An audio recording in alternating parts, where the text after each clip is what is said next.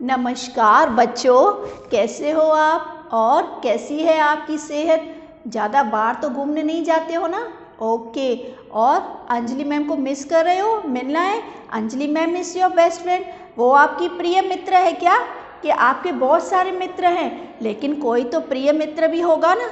Oh ma'am, got it now, you are on your new topic. Yes बच्चों, आज हम लोग करने जा रहे हैं निबंध कि किस तरह से आपको हिंदी में निबंध लिखना है। तो शुरुआत करेंगे हमारे टॉपिक से, मेरा प्रिय मित्र।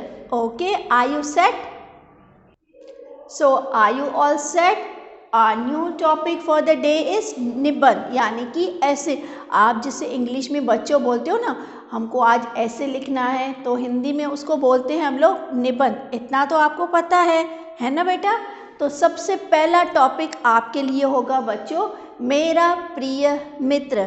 कभी भी आप निबंध लिख रहे हैं तो पहले लिखेंगे आप इंट्रोडक्शन पार्ट, यानी कि प्रस्तावना। फिर उसके बारे में बताएंगे, उसको बोलते हैं व्याख्या।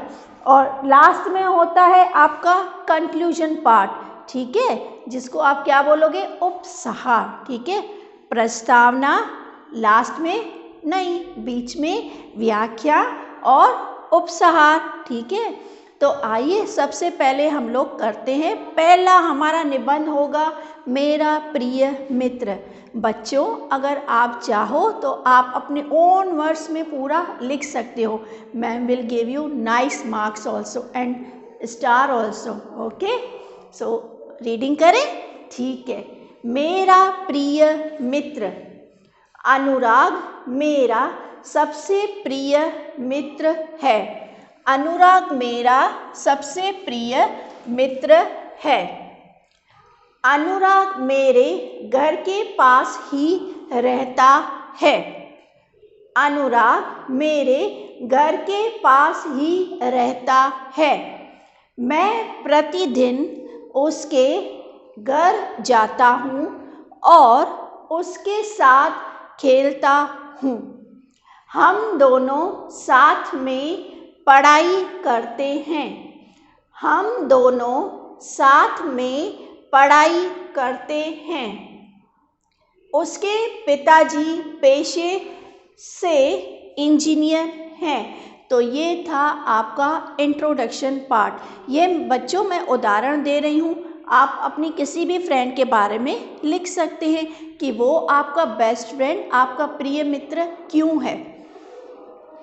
अभी व्याख्या में लिखेंगे, अनुराग बहुत ही नम्र लड़का है। अनुराग बहुत ही नम्र लड़का है। उसका आत्मविश्वास गजब का है। जिससे आप बोलते हो ना कॉन्फिडेंस, उसको बोलते हैं आत्मविश्वास, सेल्फ कॉन्फिडेंस।